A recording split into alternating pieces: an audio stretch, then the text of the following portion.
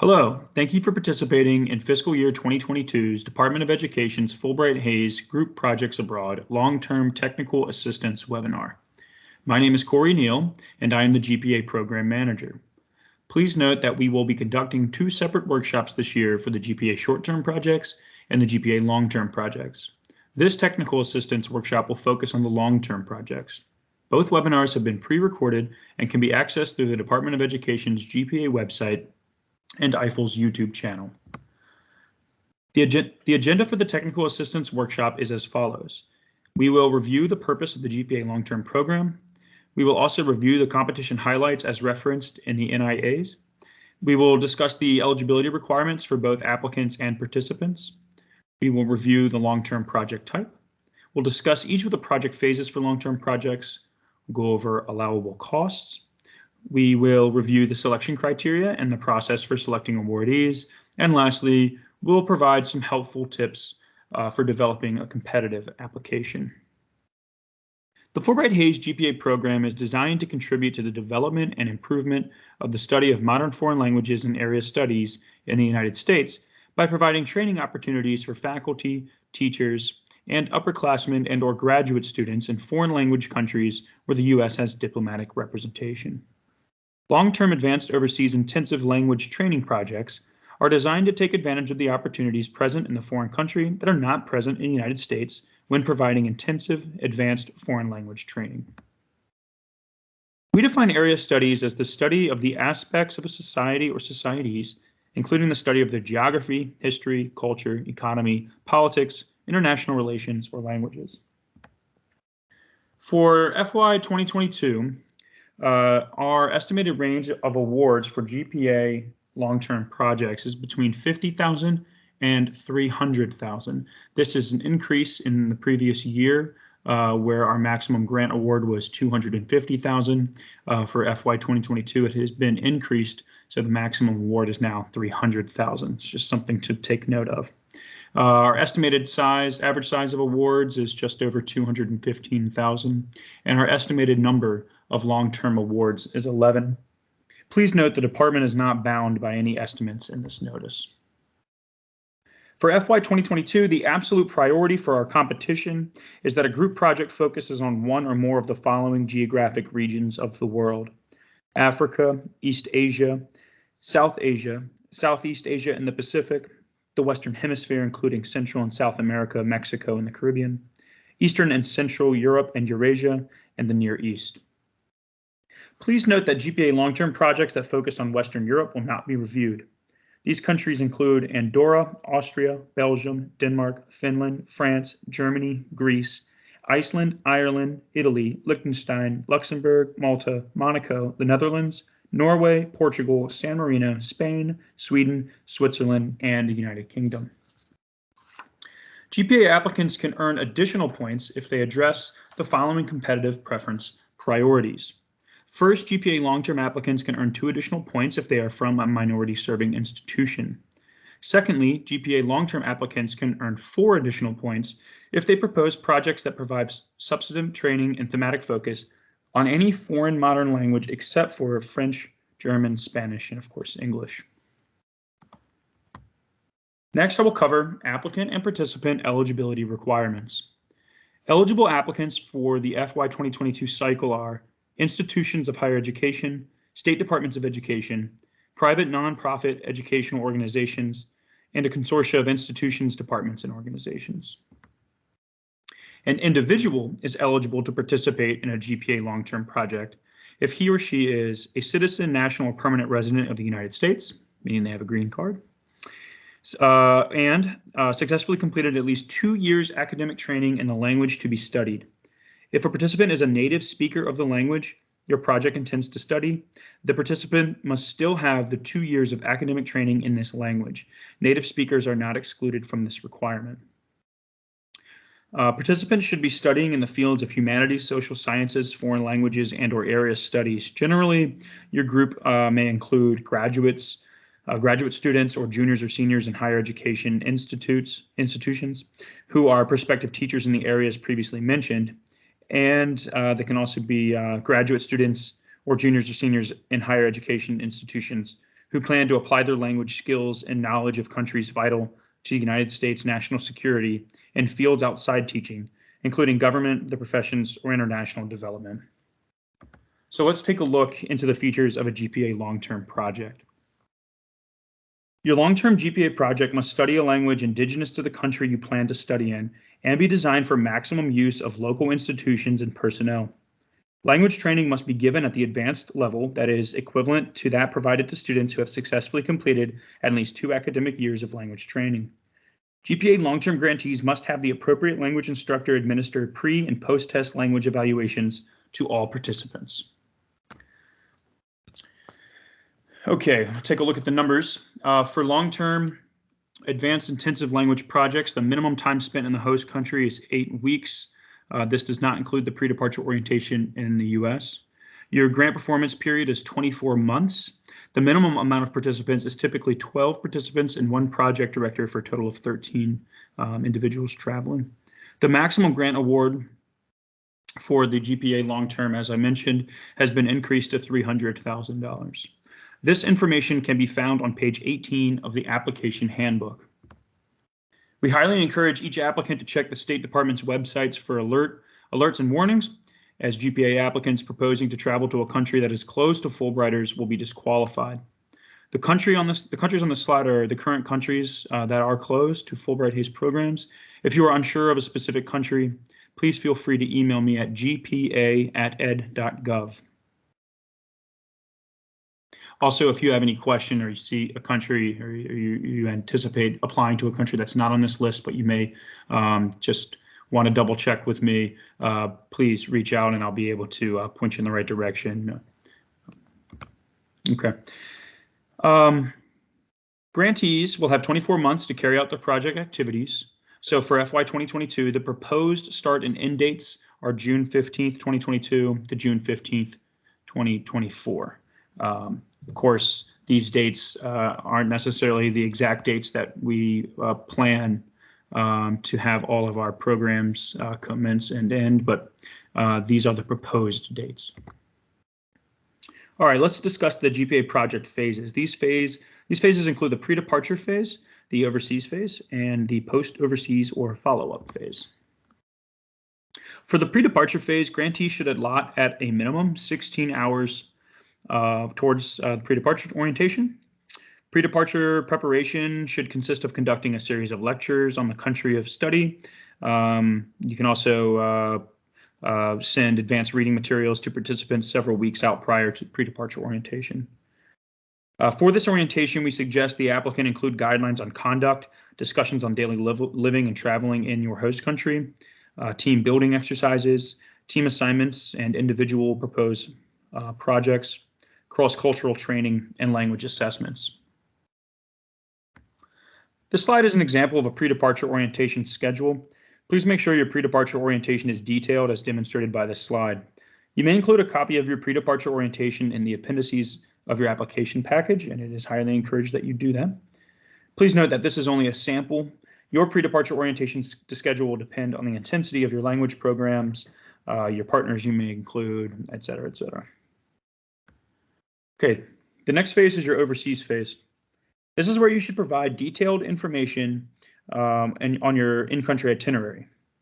These details could include your daily language class itinerary with detailed contact hours, which, as a reminder, must be at least 120 in-country contact hours per student or participant. You can also include details about academic lectures, field trips and cultural activities, debriefings and evaluations, travel arrangements and accommodations. Okay, so the more information you provide in your project narrative, the more likely you are to receive a respectable score. Okay, the follow-up phase. Applicants should include in the follow-up phase an end of project evaluation to be completed by each participant to assess the quality of the overseas project. The Department of Education reviews each evaluation submitted by the participants to ascertain the success of the project and to provide suggestions for improvements should the grantee submit a subsequent application for funding. The follow-up phase should also include language proficiency post-test results, as well as all other required reports that we'll touch on later in the webinar. The follow-up phase can include information on staff development, workshops and conferences, for example, dissemination and outreach plans, any kind of publicity or recruiting future participants, and any future outreach activities.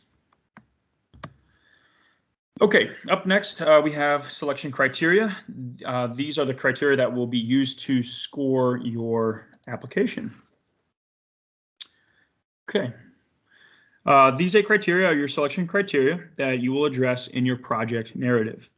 Applicants can receive up to 100 points for addressing all selection criteria. And then in addition, long-term applicants can receive up to 6 additional points by addressing the competitive preference priorities that were mentioned earlier. So let's dive into your criteria here. Under the plan of operation, which is worth 20 points, applicants should introduce the reader to their institution and organization by providing statistics and other demographic information relevant to the project. The need for the project, the selection of the country of study, and the objectives of the project should also be discussed. The project design should be addressed. This generally includes the 3 project phases we discussed earlier in the presentation. Applicants should note how each phase of the project is to be carried out and supported under the plan of operation criteria. Continuing on with this, applicants should also address how the management plan will link all of the project phases and how it will efficiently operate under all the project parties. Applicants should describe in which ways resources and personnel will be used in achieving the objectives of the project and include details of which key personnel will be responsible for vital project components and activities, and describe the how, why, when, and where project activities will take place. Please include a clear description of how projects will provide equal access and equipment for project participants, regardless of race, color, national origin, gender, age, or disability. Many applicants neglect to include this description, which does result in a point deduction. The quality of key personnel is worth 10 points. Applicants should address the qualifications of the U.S. project director, which include their academic training, their field of expertise in the host country, the administrative experience, language, and other related qualifications. It's also very important to note the project director's time commitment to the project. Here you also want to provide expertise of any support staff as well as their time commitment to the project. And you should also provide host country key personnel qualifications. These can include administrative staff, language teachers, assessors, and evaluators. Please be sure to include their titles, project responsibilities, and their time commitments to the project. Applicants should also show, as part of their institution's non-discriminatory employment practices, how employment from underrepresented groups will be without regard to race, color, national origin, gender, age, or disability. In the Appendices section, you should upload abbreviated CVs, which should be no more than 3 pages for each key personnel involved in the project. Okay, budget and cost effectiveness is our next criteria. This is worth up to 10 points. Applicants should demonstrate and justify that all allowable expenses presented are adequate and reasonable in today's market and necessary to accomplish the project's goals. Applicants should discuss their project's cost effectiveness and show the relationship between the project's costs and the project's objectives. GPA programs do not require matching funds, but we do highly recommend using matching funds. You should include a budget narrative attachment, and here you should upload a you should also upload a detailed itemized line budget and of course your budget narrative. Both should clearly outline how costs have been calculated and how they are necessary to the project's objectives. Remember, long-term projects have a 24-month project period, so your budget should reflect all 24 months. Let's see here. When you're developing your budget, keep in mind that funding can be used for the following: lodging and meals, round-trip international travel, and as a reminder, all flights to and from the United States must be Fly America Act compliant, travel with the within the host country, educational materials purchased in the host country, meeting space within the host country, local administrative fees and services, and host country evaluators. It is important to note that the grant does not provide funds for project-related expenses within the United States, including U.S.-based salaries, pre-departure orientation, if your pre-departure orientation is held here in the U.S., and any follow-up activities in the United States. These items may be included as part of the applicant matching contribution. I would also like to note that the GPA grant may pay pay for costs associated with pre and post foreign language assessments, which of course are required for long-term projects, if those assessments are conducted while in the host country. The next two slides contain an example of a budget sheet. We highly recommend applicants organize their budgets into 3 categories to indicate each funding stream, which can include federal funds from the GPA grant, institutional funds, and the participant cost share. And as you can see in this example, this former applicant has done so. They have a column for the GPA program, from the costs associated with the college, and the participant cost share. And it's nice and neat, easy to read, and it does not send the readers searching for this information. Okay, up next is the evaluation plan. This is worth 20 points. A well-designed evaluation plan includes clearly articulated goals, measurable objectives, both quantitative and qualitative, a way to collect data to show progress, formal evaluations at each phase of the project, informal evaluations, which can take the form of a midpoint debriefing or daily journals or something. To add credibility to your evaluation plan, we highly encourage using an external evaluator that is independent of the project. So someone who is outside of your academic department or even external to your institution. Evaluation instruments that will be used to collect data during all project phases should also be included in the appendices. And you should also include a timetable that highlights when key components of the evaluation plan will occur. Okay. This is a performance measure form. This is included in your application. You'll be required to develop proposed goals and project-specific performance measures and activities on the performance measure form, the PMF. In this example, you can see that the project's goal is to improve foreign language proficiency of U.S. educators. You should clearly demonstrate achievement of this goal through activities, data indicators, frequency, and data sources. GPA performance measures should be linked to the overall performance measures of the program, which include GPRA Measure 1. The GPRA Measure 1 reads, the percentage of GPA participants in the advanced language program who increase their reading, writing, and/or listening, speaking foreign language scores by 1 proficiency level. The efficiency of the GPA long-term program will be measured by considering the cost per GPA participant who has increased his or her foreign language score in reading, writing, and/or listening, speaking by at least 1 proficiency level. Okay, back to our criteria, adequacy of resources. This is worth up to 5 points. Here you want to ask yourself, what resources will be used to accomplish the project goals that are outlined in the project, both in the United States and abroad? You should indicate specifics regarding use of facilities, supplies, and other resources to show that they are adequate to carry out the activities in all phases of the project. In the appendices section, applicants should upload letters of support from both the U.S. and support country institutions and individuals. Potential impact is worth up to 15 points. What would be the potential impact of the project on the development and improvement of the study of modern foreign languages and area studies in U.S. education? I want to answer that question.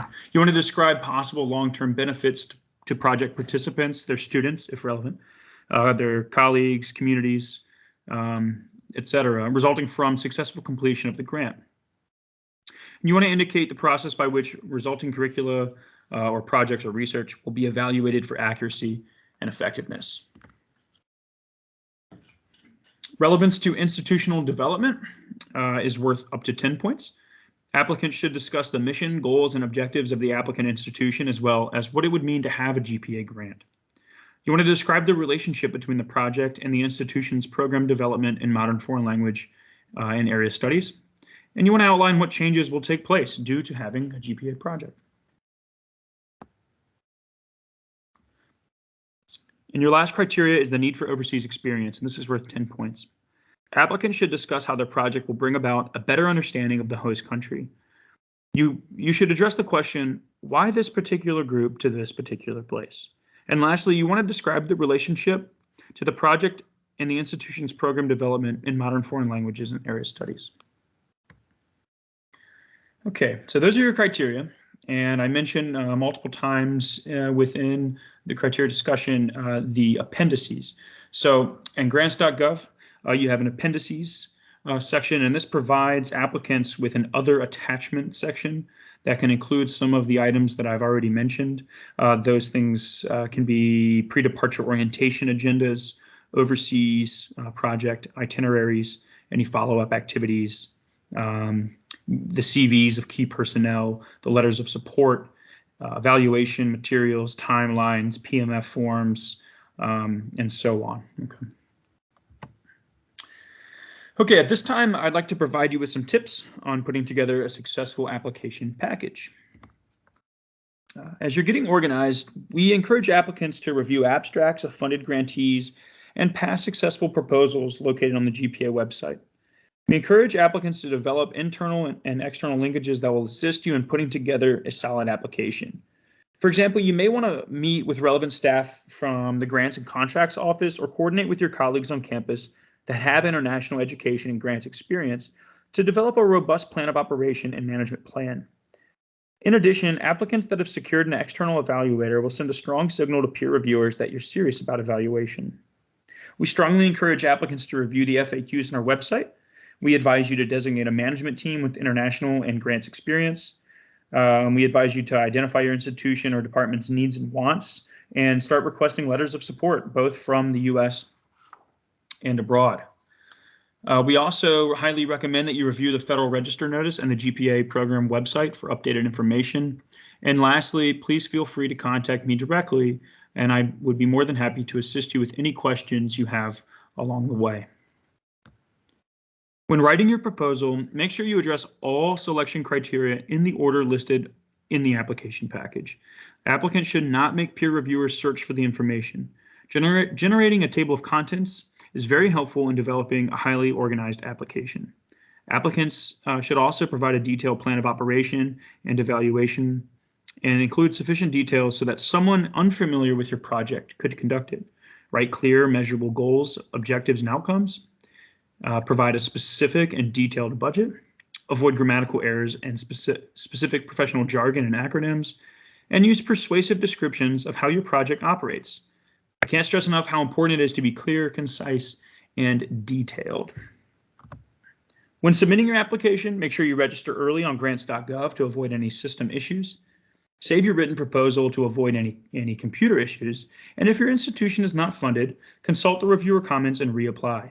And please, please, please do not wait until the last minute to submit. The deadline for submitting your application for FY 2022 can be found in the video description below.